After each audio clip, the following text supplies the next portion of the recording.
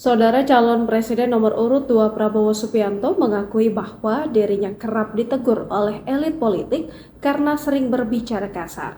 Hal itu dikatakannya saat melakukan kampanye akbar di Simpang 5 Semarang, Jawa Tengah, Minggu 28 Januari 2024. Calon presiden nomor urut 2 Prabowo Subianto mengaku sering ditegur oleh elit politik Jakarta karena berbicara kasar.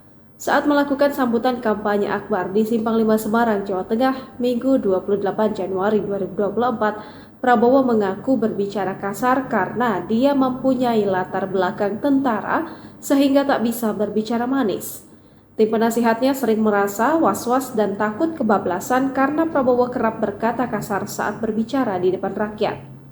Setelah itu, Prabowo bertanya kepada ratusan ribu warga yang hadir, apakah suka pemimpin yang berbicara halus seperti profesor?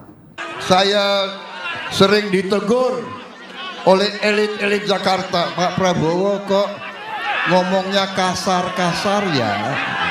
Aku ini mantan serdadu yang ngomongnya kayak gitu. Nggak bisa ngomong manis-manis, nggak bisa ngomong bulet. Penasihat saya selalu was-was kalau saya bicara di depan rakyat. Aku juga bisa kayak profesor. Saudara-saudara sekalian,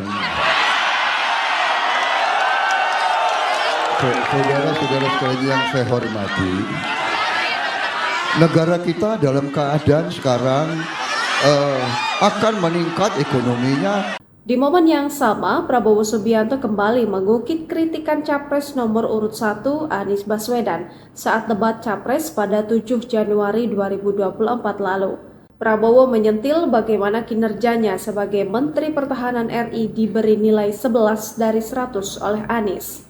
Hal tersebut disampaikan Prabowo ketika berkampanye dalam acara kirab kebangsaan di Semarang, Jawa Tengah, Minggu 28 Januari 2024 saat berpidato.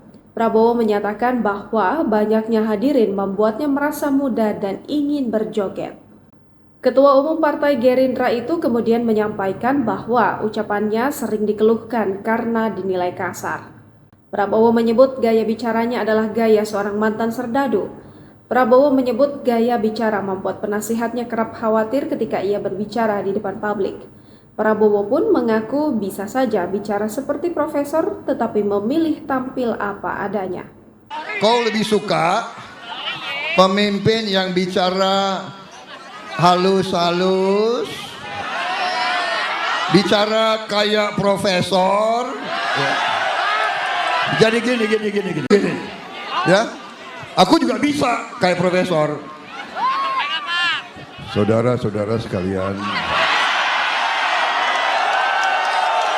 saudara-saudara sekalian yang saya hormati, negara kita dalam keadaan sekarang akan meningkat ekonominya, bla bla bla bla bla bla bla bla bla.